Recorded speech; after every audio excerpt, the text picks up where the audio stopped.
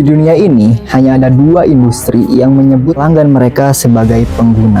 Antara lain adalah narkotika ilegal dan juga perusahaan teknologi. Selama hampir 2 minggu ini, saya mencoba untuk meneliti pemakaian sosial media saya, serta mempelajari bagaimana perusahaan teknologi ini tergila-gila dan mampu untuk mendapatkan atensi kita secara cuma-cuma dan menjadikan kita produk mereka.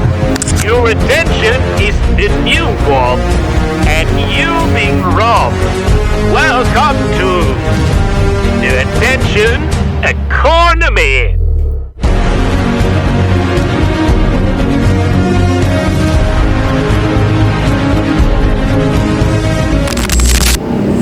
Mungkin banyak dari kita yang sudah sangat familiar dengan istilah attention economy atau ekonomi perhatian. Salah satu konsep dalam ilmu ekonomi yang sudah mulai berkembang secara akademis sejak tahun 1970-an, yang semakin relevan ya di era digitalisasi sekarang, di mana dalam konsep ini atensi kita itu sebagai manusia dijadikan komoditas yang sangat berharga serta diperebutkan oleh banyak perusahaan-perusahaan big tech seperti Facebook, Instagram, TikTok, YouTube, ataupun pengembang video games itu sangat relevan dengan istilah ini. Edward Tufte, seorang profesor dari Yale University serta ahli dalam visualisasi data, dalam film dokumenter yang berjudul The Social Dilemma, dia menyebut there are only two industries that call their customer users illegal drugs and software. Hal tersebut menyoroti bagaimana para perusahaan teknologi ini merancang agar aplikasi yang mereka miliki seadiktif mungkin, mirip dengan cara narkoba menciptakan kecanduan pada penggunanya. Bayangkan kita bermain sosial media atau video game, itu disamakan dengan kita memakai narkoba.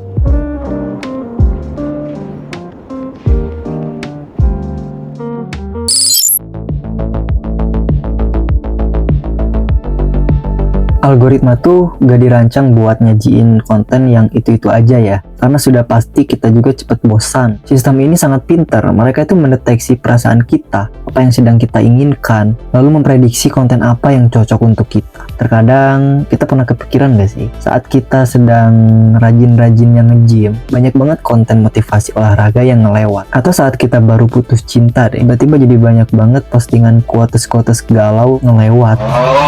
Hal tersebut tuh bukan terjadi karena sebuah kebetulan ya, tapi emang sebuah sistem yang sudah dirancang dengan bantuan para psikolog profesional dan juga ahli visualisasi data.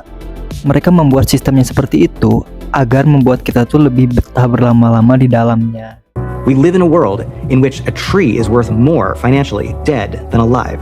In a world in which a whale is worth more dead than alive. What's frightening, and what hopefully is the last straw that will make us wake up as a civilization to how flawed this theory has been in the first place, is to see that now we're the tree, we're the whale, our attention can be mined. We are more profitable to a corporation if we're spending time staring at a screen, staring at an ad, than if we're spending that time living our life in a rich way. And so we're seeing the results of that. We're seeing corporations using powerful artificial intelligence to outsmart us and figure out how to pull our attention for the things they want us to look at rather than things that are most consistent with our goals and our values and our lives.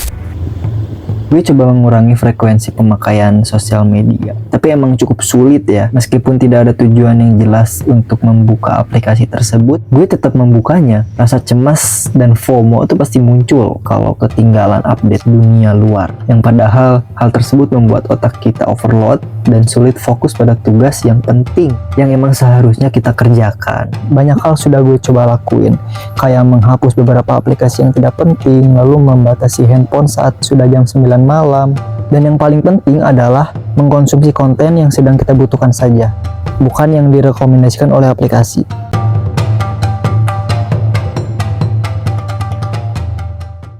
Gue juga nemu satu pola yang cukup menarik dari Nir Eyal bernama The Hook Model. Terdapat 4 pola di dalamnya, antara lain adalah trigger, action, variable reward, dan investment. Pertama adalah trigger, sesuatu yang memicu kita. Bisa dengan notifikasi dari doi, ataupun saat kita bosan dengan kehidupan nyata. Kedua adalah action, di mana kita mulai membuka aplikasi tersebut. Yang ketiga adalah variable reward. Inilah narkobanya. Jenisnya banyak ya, bisa dengan disajikannya konten random yang menghibur, atau konten yang membuka wawasan kita. Dan yang keempat adalah investment.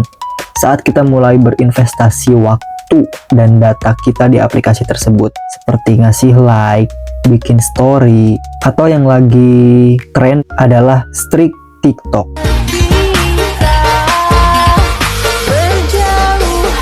Streak TikTok ini benar-benar distraksi yang wow. Jadi, semakin banyak data yang kita taruh, semakin berat juga kita untuk melepaskan. Setelah tahu polanya nih, gue tuh sadar kalau kita tuh gak bisa maksa buat berhenti total. Tapi kita itu harus mencoba untuk meningkatkan awareness yang kita miliki.